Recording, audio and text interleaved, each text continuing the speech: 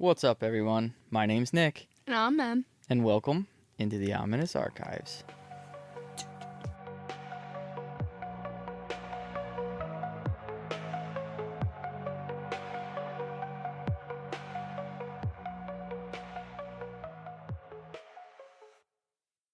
Alright, guys. Well, we got nothing this week. I don't have anything, nothing new. Work's working. Weather's doing its thing. Life's lifing. I mean, I will be at a wedding when this comes out. That's fun. So, yeah. Everybody enjoy. I will be enjoying my sister-in-law's wedding. Yeah, congrats. Yeah, but I guess we're just going to dive right into episode 26. What you got for me today? So, we're going to be talking about the iconic Stanley Hotel. Oh. Yeah. I didn't expect it to be such a fun one. It's going to be fun. Okay. Buckle up. I didn't expect it to be one I, knew a little bit about either. Well, the big question is, have you read The Shining, and have you seen the movie? Oh, I have not read it. I've seen the important parts of the movie. I have not seen the whole thing. I'd be lying if I said... But you know what I mean? Like, with an iconic movie like that, you see scenes. That's like I've me 1,010% seen scenes. That's like me saying, I watched Ready Player One, and there's a Shining scene in there, so I kind of seen the important scene. No, that's not what I mean. I know the plot. Uh-huh. And I've seen... I know enough. Okay. Well... I'm excited. Enough to be excited about this episode. Oh, good. Look, Em's excited. Archie's excited. He's got his ball that does not squeak. Everybody clap, please. Woo! Woo! Wait, I don't know which one's the applause button. He's not even going to try. I didn't practice with the buttons, so we're not even going to go for it. But the Stanley Hotel is nestled in the mountain town of Estes Park, Colorado. And let me say, that I practiced that probably 20 minutes. Yeah, I feel like I heard that name 50 times. So. I know. I felt like I needed to get it right. I don't even know if I got it right. But we're going to go with it. Estes Park. It's a place famous for its grandeur and inspiration of horror legends like The Shining by Stephen King, plus its numerous hauntings. So get ready. We're checking in, and maybe we'll check out. We're not too sure. Not maybe. We're checking out. Are you sure? I would hope so. You never know. I mean... Honestly. All right, give me the rundown. I'm excited. We used to get kind of crazy when we did the cursed hoax, True. The cursed place. This is true. That next week was wild. That's why I feel like I can't do a cursed place for a while. I feel like I got to spread those out. Exactly. Well, we may not check out, so we're here, but somehow we're spiritually there. So the Stanley Hotel owes its existence to one man, Freelan Oscar Stanley. I'm so shocked his last name is Stanley. Are you? Yes. You look shocked. How crazy would it be if his name didn't have Stanley in it? Of course, it's called the Stanley Hotel. I feel like every single time we talk about a place that is, named after... Oh, yeah. If somebody built the building, the builder of the building, that is what it's called. Yep. That's how it goes. It's like in the builder book. It's in the builder book. He was born in Kingfield, Maine. And fun fact about Kingfield, Maine, it's the same birthplace as Stephen King. That's a weird coincidence. It's a very weird coincidence. So F.O. was they called him F.O. for anybody who doesn't know. I was going to say, you guys are on a nickname basis now, huh? Everybody probably knows. They call him F.O. Stanley. Okay. He was an inventor, and a brilliant one at that. You might recognize the name from Stanley Steamer automobile. Stanley Steamer. Carpet clean. I don't know. Are we going to get copyrighted for that? I don't know. I don't think so. I mean, you started it. I did. I don't know. Interesting. It was a steam-powered car of the early 1900s. Okay. Before that, though, he, along with his twin brother, F.E. Stanley, created a machine that traveled through time. Get the hell out of here. They time traveled? No. Right. No. It actually coated dry photographic plates in a type of gelatin, like a gelatin emulsion. Okay. Which sped the process up of photos being developed. I just knocked my mic that's halfway kind of across the sick. room. Yeah. Which is such a crazy concept. Mm-hmm.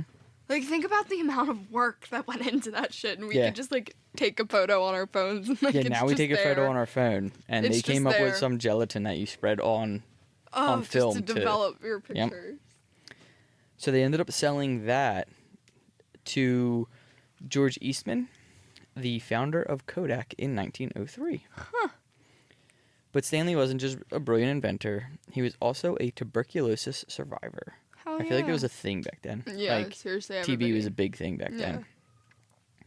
In 1903, Stanley was diagnosed with what was then the deadly illness. Yeah. And doctors kind of were just like, meh, we're going to give you about a year. So he took their medical advice, and he and his wife, Flora, they decided to travel west to Colorado in search of the healing air, which I totally believe. Like, oh, yeah. You know, you might be like, oh, healing air, like air quotes or whatever, but no, I definitely think I've heard some stories, like the altitude and stuff. Like, oh, yeah. It's just different there. There's definitely something to it. Yeah, for sure. Now, this was a popular solution for people suffering from tuberculosis at this time, so they all kind of visited the Rocky Mountains in droves. The land on which the Stanley Hotel sits is said to have like a healing quality. Now, there's apparently a lot of limestone and running water around the Stanley, which is kind of like a big magnet for like energy and stuff like that. So keep that in mind. The crisp, dry climate of Estes. Oh boy, there we go. There's the mess up. Estes Park worked wonders with an elevation of 7,500 feet above sea level. Stanley regained his health, and in his gratitude, he set out to build something lasting in the town that saved his life.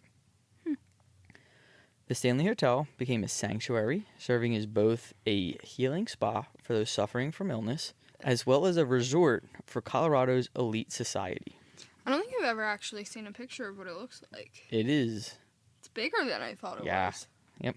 Interesting. Super.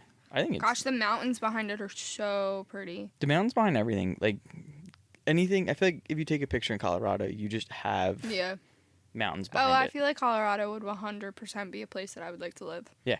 Oh, I'm going to go out there at some point. Very Haven't pretty made there. it yet, but I'm going out there. Yeah, it's a very pretty hotel. Mm-hmm. At least from the outside. Yeah. You haven't told me much of the, It's haunted inside. I'm sure. So it all begins in 1909 when the Stanley Hotel officially opens. Unlike other rustic mountain lodges of the time, the Stanley Hotel was a model of modernity. It had electricity, telephones, indoor plumbing, and a fleet of Stanley Steamers cars. Period. Not the carpet ones. Not the carpet. To transport their guests in style. Now, the electricity, I'm pretty sure Stanley is the one who built like the hydroelectric dam or whatever hydroelectric thing to get electricity, but he didn't just do it for the hotel. He gave it to the whole town. Right. So that was kind of him doing his things. You may hear the little baby in the background. She's apparently having a great time upstairs. Flora Stanley was a refined pianist and added an air of sophistication with nightly recitals in the grand ballroom, and the hotel quickly attracted the upper-class East Coast vacationers looking for luxury in the wild. Now, I think it's also because Stanley missed... I believe it said that he also kind of like missed some of his friends, if you can call them friends, back east, and he wanted to bring them out here, which was kind of also like the reason why he wanted to make it like high end and stuff like that. Right. But it kind of started the whole glamping marble, sweeping staircases, and it's only an hour away from Denver. Yeah. So the Stanley was a symbol of refinement in the Rocky Mountains for years to come. Although the Stanleys had more positive experiences with owning the hotel, one negative occurrence foreshadowed a later disaster. Only a few weeks after the hotel's grand opening on July 7th, 1909, the way I said that makes it sound like it opened on July 7th. It opened, I believe, on July 4th, 1909. Got it. On July 7th, the Limer County Independent reported that Mr. Stanley had fallen unconscious after being overcome by the fumes of a gasoline engine at the hotel when he was overseeing some machines that were being installed. Funny note about that. My cousin's one dog, we were riding our ATVs behind my grandmom's house, and my cousin pulled up, and the dog ran over and started, like, snapping at the exhaust. Get the hell out of here. To, like, bite the gas, and knocked himself out.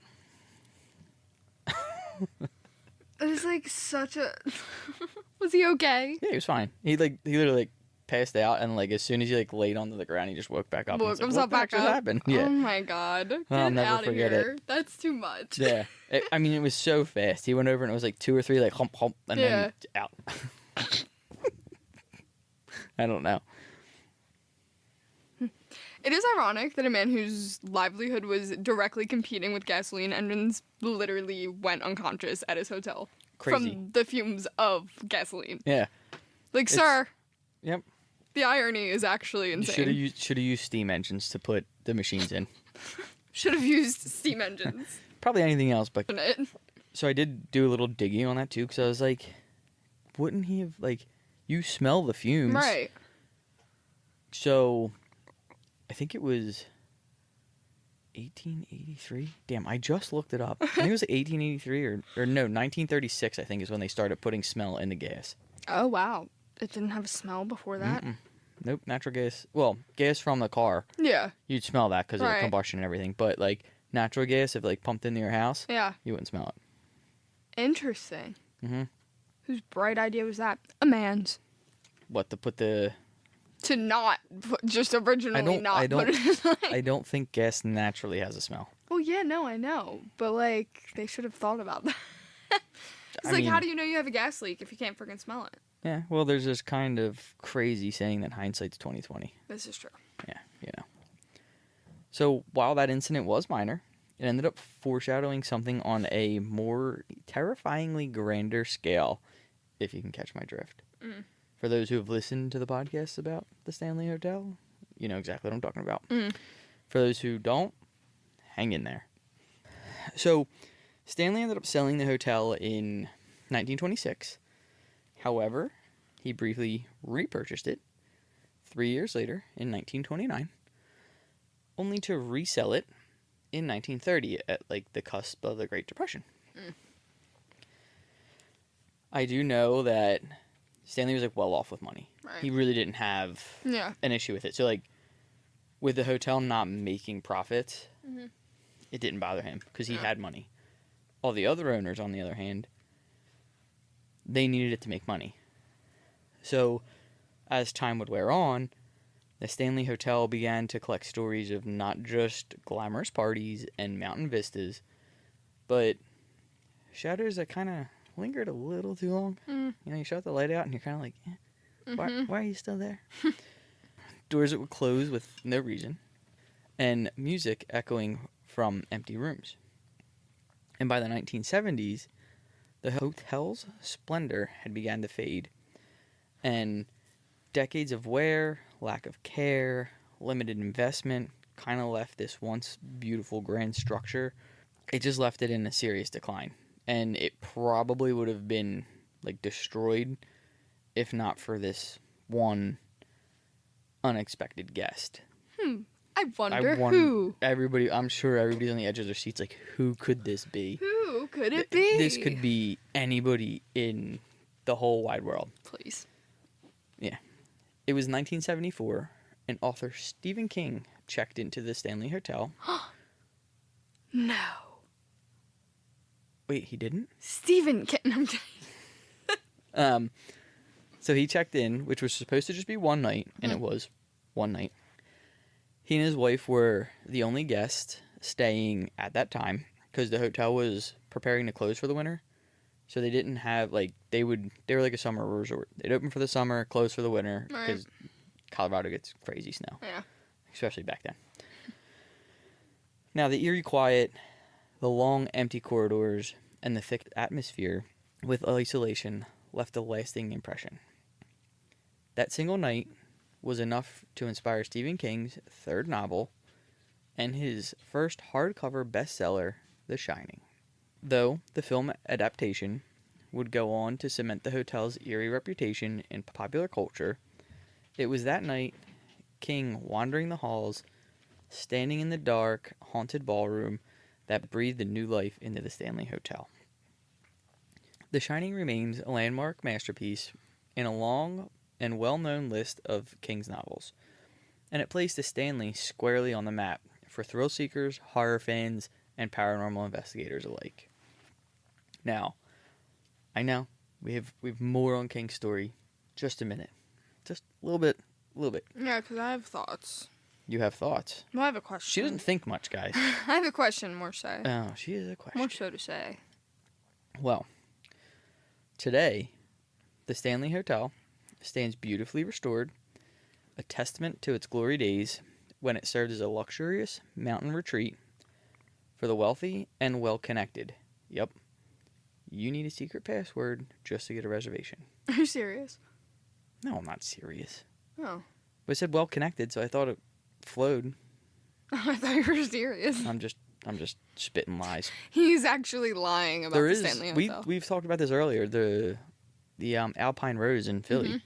You have to like knock on the door and they open the little thing. Yeah. Like, and they have to give a There's password. also there's like an insomnia like speakeasy type thing in Philly that like they post a new password on their Instagram story every week, and you have to like know the Instagram like the password from the Instagram to get in. Could you imagine just walking in and just cookies everywhere? I think it's heaven, actually. Well, I'm not a cookie person. Really? So, oh my god, cookies are literally like my favorite dessert. I'm ice cream. And cookies and ice cream are like my two favorite. Well, they're America's two favorite. Yeah. All right. So, anyway, back to what we're doing. Visitors can tour the historic halls and stay in its famously haunted rooms, or indulge in modern comforts like fine dining, the lavish spa treatments, and curated anemones.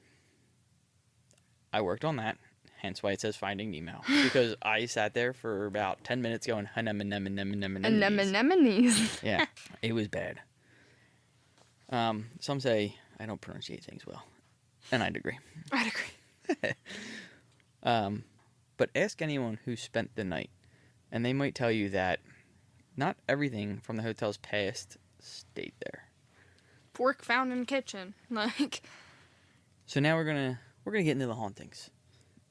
You know, there's the history. Before you talk about the Stephen King thing, did they film The Shining at? Hold that thought. Okay. That was my question. Okay. Think about that, yeah. Moving on. So we'll dive right in. Back to the Stephen King thing. So Stephen King and his wife, they spent one eerie night at the Stanley Hotel in late September of 94, just before the property closed for the winter. Not of 94, 74. Thank you. 1974. I was just checking to make sure you're listening. Sometimes she doesn't listen to me, and she zones out. He just likes to make sure I'm paying attention. Yeah. They were the only guests, and they were given room 217. Now, the most requested room in the hotel. We'll listen to a podcast earlier, just to kind of like touch up and make sure, all of our facts, not drive, but add some things, take some things away, whatever. And I should have looked at when this episode was recorded, but they said they went to try and book a stay in room 217, and at that time it was like $5.15 a night to stay. Dang. And you had to book at least 2 nights. That's crazy. Mm-hmm. And the waiting list is probably like astronomical, I'm sure. Couple months. Yeah. That night, King had a nightmare in which he saw his young son being chased down the hotel's long, empty corridors by a possessed fire hose, which is now a recurring scene in the book. He awoke, drenched in sweat, stepped out onto the balcony, lit a cigarette up, and by the time he stubbed out that cigarette, he had the bones of what will become his third novel and the first bestseller, The Shining. So, did you have your question? I'm allowed to ask it now or no? Oh, you were going to ask if it was filmed there. No, it was not filmed there. Oh, okay. It was not filmed. I'll get to it. Actually, it's a little later when we kind of get into the kind of breakdown of everything. Mm-hmm. But it was filmed at the Timberline Lodge. Interesting. And I'll double check that, because for whatever reason, I don't feel like Timberline's right. But I wonder why they didn't film it there. You'd have to ask the director, because even Stephen King's not crazy about it. Oh, really? Yes, he is quoted saying, the movie is... Don't hold me to this quote, but the movie is like a finely crafted Cadillac with no engine. Okay. Something like that. Wasn't The Shining the one movie that, like, all that weird stuff happened, like, on set? I don't know. Haunted movies, all weird stuff. Like, a bunch of, like, weird stuff happened on set. Like, they kept, like, I don't know. I think it was that one. Probably. Proceed. Room 217 itself carries a legacy of trauma. In the 1920s, a gas leak, ringing any bells? Caused a massive explosion, destroying the floor above the main dining hall and nearly killing chambermaid Elizabeth Wilson, as she was blown one floor down. Now, she survived, and I thought I read somewhere she was in a coma for 2 years, and when she woke up, she ended up returning back to work. She held her position until her death at the age of 90. Oh my gosh, worked till 90? Yep. Girl. They probably didn't have pensions or anything. Yeah, seriously. You know? Now, not long after her natural death, nothing crazy, guests began reporting supernatural activities tied to her presence. Unmarried couples claimed an invisible force separated them during the night. Like, they'd get this cold spot in between them. Right. While single male guests would wake up and find their bags mysteriously packed and placed outside the door. Apparently, she thinks very small of bachelors. It said that she's even folded some clothes for people who have stayed in the room. People, I guess, that she likes, which she's okay with. You know? But room 217 isn't done just yet. Its haunting reputation is reinforced in the 1990s when actor Jim Carrey reportedly fled the room after only spending a few hours in the room during the filming of Dumb and Dumber out there. What? And he... I mean, I'm sure it's just never crossed his path, but he's never gone Dumb back and to... Dumber? Yeah. That's so funny. I didn't know that it was filmed. I didn't know it was filmed in Denver, but I'm also not like a movie buff like that, so... now it says he's never returned. I don't know if he's never returned on his own account, or if it's just one of those, like, he's just never gone back there to stay. Just like happenstance. He also, though, has never commented on this experience at all.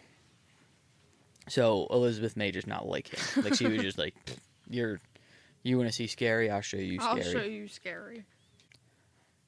So besides famous actors and Elizabeth being in there and everything, paranormal investigations have been done by the Ghost Hunters and Ghost Adventures, and they consider room 217 to be one of the hotel's major hotspots. The Stanley Hotel was featured in 2 different episodes of Ghost Adventures, Season 4, Episode 5, and Season 5, Episode 5. They must have a thing about Season 5s. So, I guess I'll say it. We've already kind of said some things and stuff like that now, but this is kind of a spoiler.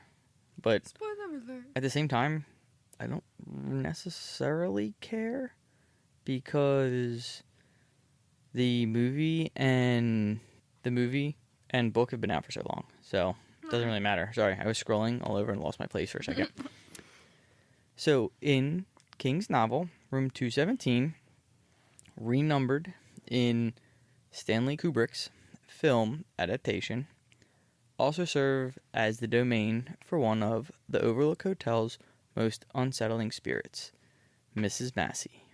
Now, here's that fun fact you were asking about it being filmed. Mm-hmm. It was filmed in Oregon in the Timberline Lodge, and they actually asked for the room number to be changed from 217 to 237 because they were afraid that it would scare the guests away from booking a haunted room. Boy, did they airball that. Yeah, seriously.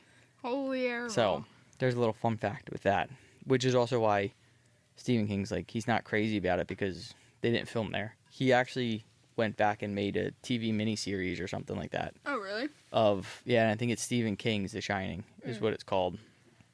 And it's filmed at the Stanley. Miss Massey, a wealthy guest in the early 1970s, arrived with a teenage lover. So after a night of heavy drinking, the young man took off in her Porsche, never came back. Despite the hotel manager Ullman's offer to contact the police, Massey refused and drank herself into oblivion at the Colorado Lounge. Later that evening, she took a bottle of sleeping pills and died in the bathtub of room 217. In the novel and the film, she initially appears as a beautiful young woman. However, she later transforms into a repulsive, decaying old woman with loose, rotting flesh and a desire to keep you locked in the room with her. I did not like that description. It's like a forever hug. Hated that. I have a feeling we could have gotten way worse with the description. I didn't like it. Several characters, including Dolores Vickery, Dick Halloran, Danny Torrance, and Jack Torrance, have disturbing encounters with the ghost.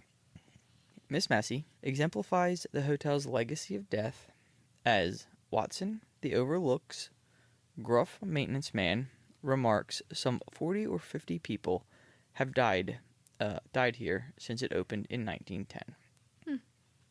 Now, the truth is opposite. In fact, author and part-time paranormal investigator Richard Epstein confirms usually haunted locations have a history with lots of blood and death, but the Stanley doesn't have any of that.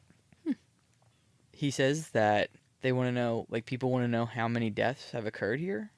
It's about as many as any other hotel, which isn't, like, a crazy amount. Nothing, like, substantial. Unless you're at, what's his face's?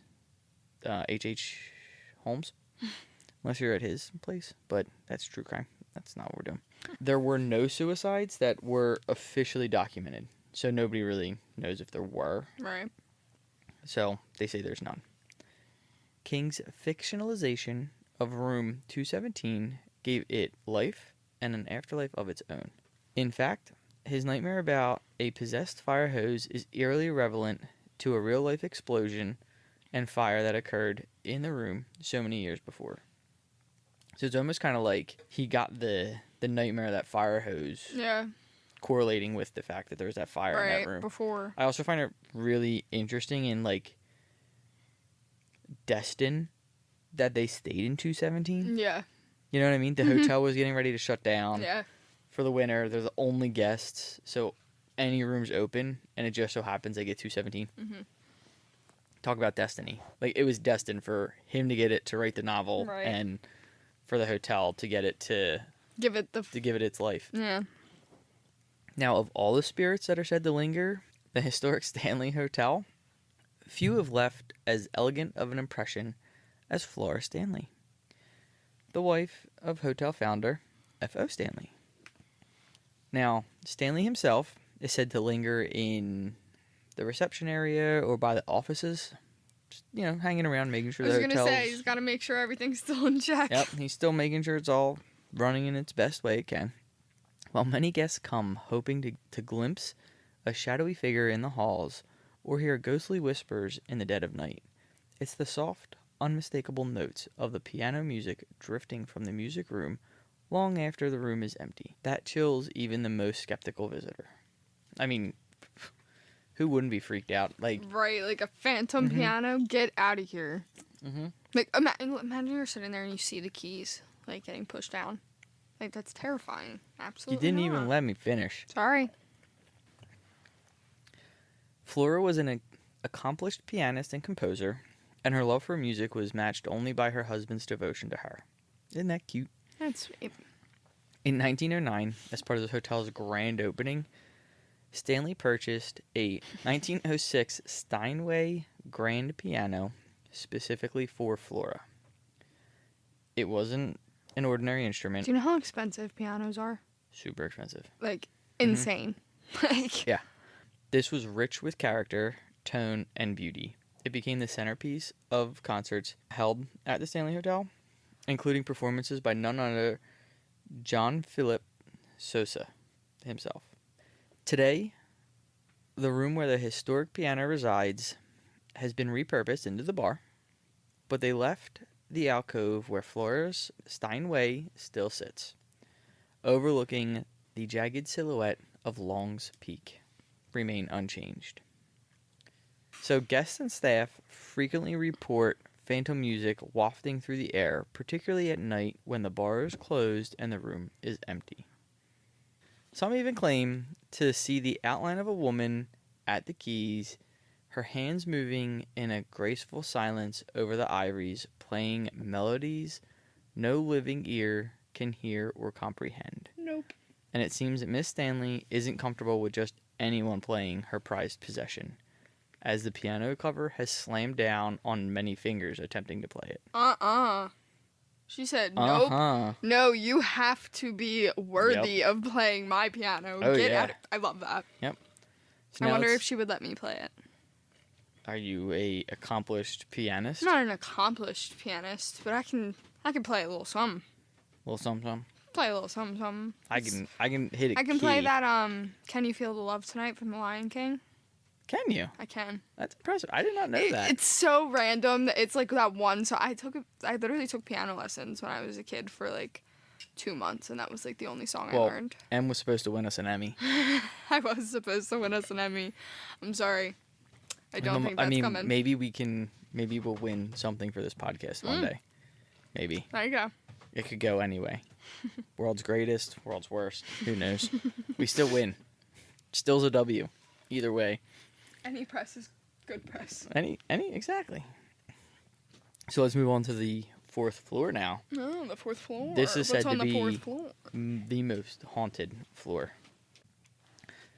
So now, on to the 4th floor, which is said to be the most active, or I guess haunted floor. Not that anything's really happened on the 4th floor, it's just the most active one. So, it holds perhaps the most playful spiritual energy within its historic walls. It was once a vast, cavernous attic more than a century ago. Then it was converted into the living quarters for female employees, children, and their nannies. Today, it's a focal point of paranormal activity filled with tales of ghostly children and spectral cowboys. Yeehaw. Guests frequently report the sound of children running up and down the hallway, laughing, giggling, and playing late into the night. Obviously, they don't have a bedtime. Even when there's no children who are booked on that floor. So, obviously, these people are, like, calling down to the front desk and, like, there's children running around. They're running around, blah, blah, blah. These darn kids. And there ain't no kids on that floor. There's actually no kids on that floor. No kids on that floor. Those are the ghosts. So, you booked a ghosted floor. Closet doors open and close on their own. The lights flicker for no apparent reason. Some visitors have gone so far as to leave lollipops for the spirits. Love.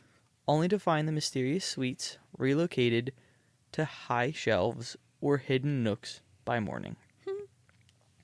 Well out of the reach of any living children. So they may not be able to eat it, but they ain't gonna let no living kid have it. Mm-hmm. If I can't have it, no one can. My lollipop. Unless they're kind of like the ghosts from Harry Potter, where they eat all the rotten food. Yeah. I don't even think they eat it. I think I don't know. Isn't it down there so they can like it's so rotted that they can almost taste it? I don't know. Beats me. While reports often carry a playful tone, not all who spend the night on that floor feel at ease. It's these very hauntings that the Grady twins from The Shining, King's ghostly vision of symmetry and horror, were inspired. Okay, yeah, like the Shining twins. Yeah. Yeah. Yep. Yeah. That's where they come from, floor 4. Makes sense, actually. I probably should have guessed that when you started talking about the kids. Mm-hmm. Yeah. The resemblance is uncanny, especially considering the hotel's history and the persistent sightings of spectral children in period attire. Interestingly, despite these frequent reports, hotel records show no deaths of children in the building's history. It's interesting. I think it's all that limestone. Yeah, no, for sure. I also find it so funny because, like, the Shining Twins, like, that was a really popular Halloween costume, like, 2 years ago. Mm-hmm. I don't know why, but, like, everybody dressed up as that, like, 2 years ago. It's so wild how they do it. Mm-hmm. I feel like the costumes just come and go, though. Yeah. I mean... There's, like, an influx of... Yeah.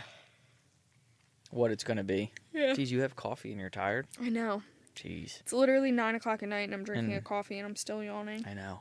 Tell me about it. At least I don't have to be up at work for 4 a.m. tomorrow. That's nice. It is Saturday. So. Room 407 is home to a far more menacing entity. An irate Irishman known by some as Lord Dunraven. Isn't he the guy that bought the land originally? He's the guy. The hotel? He's the guy who Stanley bought the land from. Yeah. Yep. The irate Irishman. The irate Irishman. Got it. Yeah, I recall. He's believed to be the lingering spirit of the 4th Earl of Dunraven, an unpopular Irish aristocrat and land baron who once owned large swaths of Estes Park. The ghost is anything but friendly, and guests have reported lights flickering without cause, objects being moved, and an oppressive presence watching silently from the corner or the closet of the room. I've seen that he's big time in the closet. Like, guests will open the door, especially if, like, female guests will open the closet door and they just feel like they're being stared at. Fun. Mm-hmm. That's your room, Emma, if we go. That's where I have to stay. Some have even claimed to have felt that their hair was tugged while laying in bed.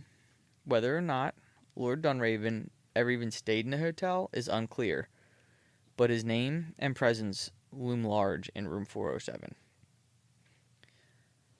Now, in room 428, this is like the flip side of the coin. Guests here often report the sounds of footsteps and furniture moving about when there's no one else present. No one else present, not president. But the true resident spirit is a friendly cowboy, believed to be the ghost of the legendary outlaw Jim Rocky Mountain Nugent. With half his face disfigured in a grizzly bear fight, Nugent was a fearsome figure in Colorado's early frontier days and a staunch opponent of Lord Dunraven's land claims. He was shot in the head during a land dispute, and he died months later with the bullet still lodged in his skull. His apparition now appears at the foot of the bed, particularly to female guests, some who have even reported waking to the sensation of a ghostly kiss. Absolutely not. No. 407 or 428? The one where I'm not going to get awoken by a ghostly kiss, I'll tell you that. So, there's no official record of a cowboy dying in the hotel. You know, maybe they just didn't want it to be, like, a bad look on the hotel, and that's why none of these deaths are reported. Maybe. They're like, I don't want... This is going to drive our...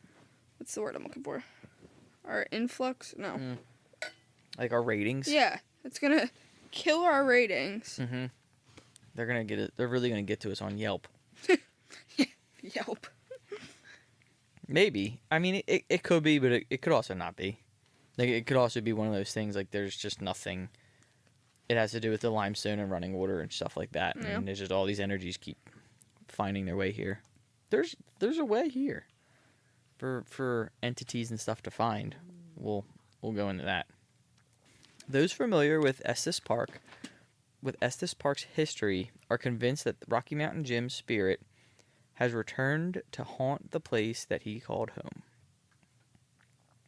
The lingering energy on the 4th floor isn't always so clearly defined. In one documented case, a 4-year-old girl staying in one of the guest rooms told her mother the next morning that the little boy had tickled her during the night, but stopped when she asked him to. No. I mean, how nice to stop, but, like, still. He listened. He was just trying to have a good time. That's scary. Just trying to have fun. I don't like it. Children, Archie doesn't like it either. Archie doesn't like anything. He's afraid of his own shadow. Children are known to have active imaginations, but paired with the sheer volume of eerily similar accounts, it's difficult to brush off these stories as more than just coincidences. I agree. The Stanley Hotel is a place where the past bleeds to the present. Spirits like Lord Dunraven and Rocky Mountain Jim seem to have found their way back to Estes Park through what some psychics call a vortex on the property. While playful and sometimes unnerving, ghost children and spectral cowboys keep guests on the 4th floor in a constant state of wonder and unease. Well, yeah. We'll get into the vortex. But before then, we're going to walk on into the concert hall. It's located just to the right of the main lobby and was built in the style of the Grand Boston Symphony Hall. Originally a sanctuary of elegant music and community, it has since become one of the most haunted locations among the Stanley's 11 buildings. Today, it's the place where the presence of the most famous ghost, Lucy, is felt. By the 1970s, the hotel was in decline, riddled with structural issues and teetering on the edge of financial ruin. And in 1974, the same year Stephen King famously stayed in room 217, Frank Nomaly purchased the property and took temporary steps towards its preservation. He established the Stanley Historic District in 1977 to protect the hotel and its surrounding structures, including the concert hall. Still, it wasn't enough. The Stanley remained at the mercy of seasonal tourism, a pattern that made consistent income difficult and contributed to the hotel's repeated near demise. I mean, it's definitely hard. Yeah. Like especially up there. Right. I feel like they get crazy snow. So much snow. I mean, people from Colorado are probably used to it. Yeah, but if you're going there and you're using that to get away from how peaceful is. If you're a tourist, it's not going to happen. Yeah. Mm-hmm. Now, by 1995, the concert hall had fallen into such disrepair that there was a gaping hole in the ceiling, large enough to see the open sky from the inside. Dang. It was during this bleak period that Lucy's story began. Lucy was a young girl of unknown origins. She just found her way here. Not only did she find her way here, but she found her way into the abandoned concert hall while the hotel was once again up for sale. Now, accounts vary, but many believe that she lived alone in the decaying building, seeking shelter and safety among the ruins. Her larger story remains shrouded in mystery. What is agreed upon is that she was discovered after John Cullen bought the property for $3.1 million in 1996 and began renovations. Forced out of the home she knew, Lucy reportedly froze to death, a chilling fate that echoes The Shining's Jack Torrance in the hedge maze. Now, Lucy's spirit is highly active, particularly in the room where she once slept within the concert hall. So, guests on the ghost tours, staff members, and solo explorers have all reported seeing the door to her room creak open and then shut by itself. These occurrences are often accompanied by the unmistakable sound of a woman's whisper, disembodied and chilling, turning excitement into fear with a single breath. The very air in the hall is said to feel very heavy, cold, and electric. Lucy also takes part in the hotel's popular ghost hunts, where she's been known to manipulate flashlights on command, turning them on and off in responses to yes or no questions. One of the most well-known pieces of evidence of her existence is the photograph displayed in the hotel lobby taken by a guest. In the reflection behind the guest is a faint, ghastly figure of a young woman, believed by many to be Lucy herself. Further adding to her legacy is a widely shared story from a ghost tour in which the guest snapped a photo of a young girl in a hot pink dress standing in the hallway. Strangely, no one on the tour was wearing that color, and no such girl had been seen by anyone in the group at that time. The vivid image remains unexplained, haunting testament to Lucy's lingering presence. That's spooky. Mm-hmm. This place just draws in ghosts. Yeah.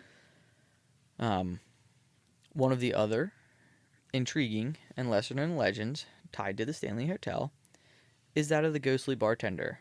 While The Shining gave us the chilling character of Lloyd, the ever-smiling bartender who serves Jack Torrance in the Overlook Hotel's haunted ballroom, the real Stanley Hotel has its own spectral bar stories to match. It's commonly believed that Stephen King, during his one-night stay at the nearly empty Stanley Hotel in the 70s, was served drinks by a real bartender at the hotel's real bar. According to multiple sources, this bartender not only served King, but also served him with eerie ghost stories about the hotel's haunted past. These tales, paired with King's dream that night about his son being chased through the halls, reportedly helped spark the idea for The Shining. Alongside the bartender, there are stories of Gilbert, a former janitor. He worked at the Stanley for years. Gilbert is said to have been kind and delicate, and after his death, many believed that he returned to the hotel. Guests and employees report hearing footsteps in empty hallways, feeling cold drafts in closed spaces, and seeing shadowy figures, especially after hours. Some say he... I hit my ring on my computer. Sorry. You're fine. Some say he checks on employees as they clean up late into the night, especially around the bar and the kitchen areas. He's just a dedicated man who liked his job. Yeah, he just enjoyed it. He wants to stick around. He just wants to hang out. He's not bothering anybody. Current bartenders at the Stanley often acknowledge the strange energy lingering in the bar area. Several have shared stories of glasses moving on their own, lights flickering without cause, and even hearing voices when the room is empty. While they might differ on which ghost is responsible, many agree that closing the bar alone, you're never truly alone at the hotel. See, I don't know if that would give me, like... if that would scare me, or if it would give me, like, a sense of, like, peace that I'm not alone. I'd probably just talk to them. Right, as long as it's, long as it's, what was his name? Gilbert. Mm-hmm. As long as it's him, fine. He seems nice. Once I'd get used to them, I'd talk to them all. Yeah. It is what it is. Now, before refrigeration became common, the Stanley used a separate outbuilding to store massive blocks of ice. Today, that space has been converted into a museum showcasing the original Stanley Steamer car. But the ice house has a haunted history of its own. Of course it does. Why? I mean, at this point, what doesn't? Right. 2 spirits are believed to reside here, including a man with a bushy beard and white hair, and a shy young boy named Billy, who often appears as a blurry figure in photographs when taken by guests. Not all of Stanley's spirits, though, are shy or subtle. Paul, a former hotel worker, who is known for his strict adherence to the rules, especially curfew, is said to still roam the halls, making sure guests don't stray out of the lines. Most often encountered near the guest corridors late at night, Paul's presence is marked by a firm voice that has been heard saying, "Get out." And you want to know what I would do? I would listen. I would get out. Now I'm not questioning that. Absolutely, whatever you say. It's not one of those creepy, like, get out. Yeah. It's more of like a, get out. Like, you gotta go. You stayed too long. And you want to know what? Like I just said, my point still stands. I'm friggin' listening. Oh, yeah, you just listen. Whatever you say. Yep, whatever you want, my guy. Some guests have reported being physically nudged or pushed toward their rooms, particularly after wandering after hours. Others describe doors mysteriously swinging open or shutting with force, as if Paul is still trying to maintain order. He's a strict man. He said, get where you're supposed to be. This is past curfew. Mm-hmm. Now, long before Stephen King imagined a cursed burial ground in Pet Cemetery, the Stanley Hotel already had its own. On the edge of the property lies a real pet cemetery. Oh, no way. The final resting place of several beloved animals. 2 of them, which come back and keep attacking guests. You weren't surprised? I thought you were just going off script. I was like, wait a minute, what? No. They don't attack guests. I was like, wait a minute. 2 of them, Cassie, a golden retriever, and Comanche, a fluffy white cat, Aww. have been spotted wandering the grounds. Guests and staff alike have reported hearing the jingling of tags, phantom barks, and the sensation of fur brushing against their legs. See, I love a good animal ghost. Mm-hmm. Yeah. Now, beneath the hotel lies a series of limestone and quartz-filled caves, which some believe act as conduits for the paranormal energy. I wonder why some believe that. It's almost as if, like... Yeah. Now, these tunnels were once used by the employees to navigate the hotel discreetly, and some say one former worker just decided to stay. Never left. Nope. A lingering sense of home-baked pastries has been reported with no one in sight. Love that. Possibly the ghost of an early 1900s pastry chef. Shit, if I was going to have a ghost in my house, let it be the ghost of an early chef? 1900s pastry chef. Right. Are you kidding me? Yeah, you fill my house with baked goods smells. Seriously. Although, then I'd literally be craving baked goods 24/7. Yeah, and that's the downside. There's also the eerie presence of a gray cat with glowing green eyes. It's Luna. It's literally my cat. Well, you should go get her. She's obviously in Colorado. She's literally hanging out in there. It is oftenly spotted silently stalking in the tunnels. No one knows where it came from, but it doesn't seem to be one of the pets from the cemetery. Interesting. Right? She's just hanging out. I guess nobody's ever touched her. She could be real. Right. What? That's funny. Did they ever specify that it was a ghost cat? Nope. You just assume it's a ghost cat. Just the presence of a gray cat. Maybe it's our little cat from our logo. No, that's Pierre. Yeah. He's Pierre. black. And he's black. He's black, not gray. It's Luna. Yeah. Now, installed in 2015 as homage to Stanley Kubrick's film adaptation of The Shining, the hedge maze was selected from over 300 design submissions.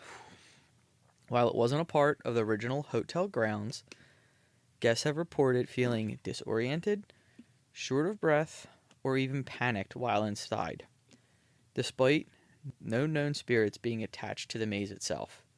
What's kind of funny is that this hedge maze is 3 feet tall. But yeah, in the movie it's like 15 feet tall. In real life it's 3 feet tall. okay, that's way less intimidating, I fear. In King's novel, this area would be filled with ominous topiary animals that move when no one was looking. The film traded those for a claustrophobic, tension-filled labyrinth, and the Stanley now has its own. To celebrate 20 years of the hotel ownership in 2015, John W. Cullen, the Stanley's current owner, agreed to build the visitors of the historic hotel their very own hedge labyrinth. I don't like it. Like I said, it's only 3 feet tall. Yeah, but like looking at it from like above, like It's imagine if it was like higher than that. Have you seen Saltburn? No. Okay. There's literally like a huge maze in Saltburn, and that's literally like what it reminds me of. I hate the corn mazes. Yeah. They're always sketchy. Yeah. We got lost in a corn maze once in Linvilla. Yeah? Yeah, we did. Did they give you the flag? We did. Like, as in did we? Yes. Me and you? Yes. I was young. I was really young. Don't even try to tell me that I'm wrong. There's literally pictures of us in There's Linvilla. probably a high probability I threw the flag that we were supposed to use to... Very much so. It was literally, yeah, very much. Because we would just take them and act like they're spears, and we would just try and throw them through the corn. Yeah, and it was me, you, and Kev. Yeah. Oh, we definitely lost that flag. 1,010%. Definitely lost that flag. Boy, Kev and I would get into mischief. Yep. So, we're going to jump back to room 407. We're going back. Because not only is Dunraven in there, there's also said to be a kind and considerate spirit. Love. One young guest staying there reported that each time he kept kicking his covers off at night, someone or something would gently tuck him back in.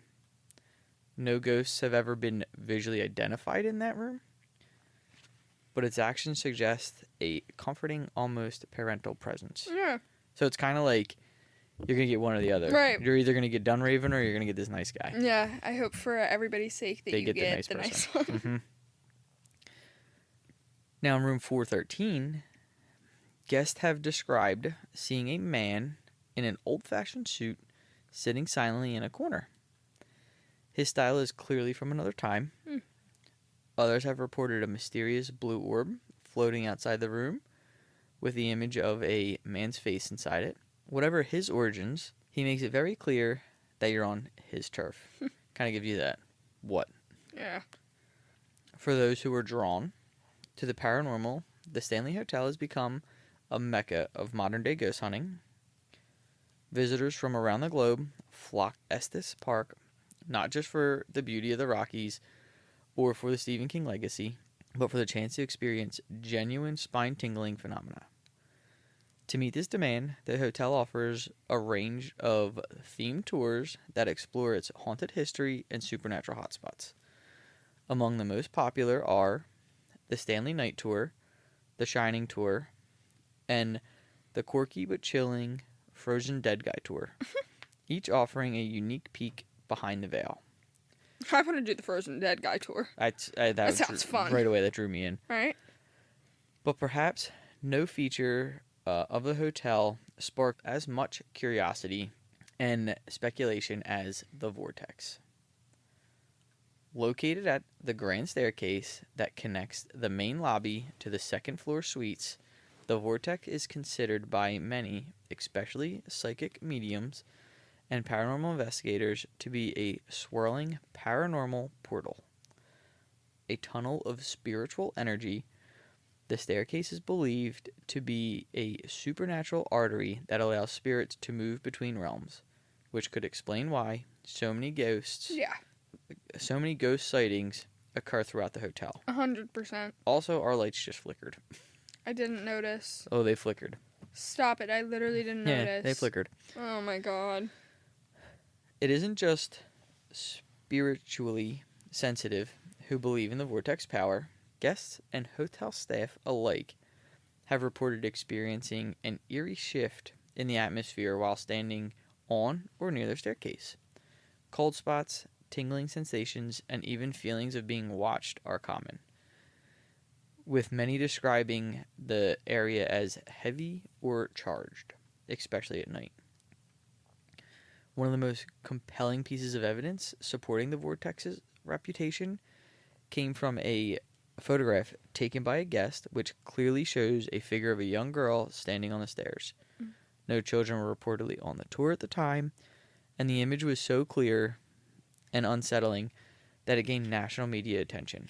Paranormal enthusiasts continue to cite the image as some of the strongest visual proof of the supernatural ever captured at the Stanley.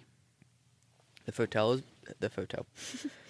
photo has become a viral sensation in the ghost hunting communities. Beyond the staircase, eerie experiences are shared across all corners of the hotel and even nearby businesses. A Reddit user named Grateful P73 recounted 2 chilling encounters in a post that quickly gained traction among the Stanley's many followers. This is quoted. "I've had 2 experiences there. First, my wife and I spent the night in the Dunraven room, and at one point around 4 a.m., someone was absolutely walking in that room. It stopped after a few steps. I was too freaked out to get back to sleep and big spooned my wife, too afraid to turn around until the sun started coming up. The second time was in the bathroom in the post, the brewery next door. Both faucets had turned on full blast when I was standing by the door." These types of first-hand accounts have made the Stanley not just a historical site or literary landmark, but a living, breathing paranormal ecosystem with tales and footage still emerging regularly. This picture is crazy. I'm going to need to, this needs to be posted on the Instagram because you people need to see the way, like, I scrolled down a little bit and, like, saw this before you were even done speaking. Mm-hmm. That is, how do you explain that? You can't. How do you explain that? You can't. Absolutely not. You just can't. So Stephen King's The Shining, Stanley Kubrick's film adaptation, and the real-life Stanley Hotel that inspired them all are terrifying in their own ways. But there are three very different experiences. With the book, King's 1977 novel follows Jack Torrance, a struggling writer and recovering alcoholic, as he takes a winter job as caretaker of the Overlook Hotel. The hotel is haunted, and its malevolent presence slowly consumes Jack's mind. Danny, Jack's son, possesses the Shining, a psychic ability that allows him to see ghosts and premonitions. The famous book-only elements, topiary, I don't think I can say that word.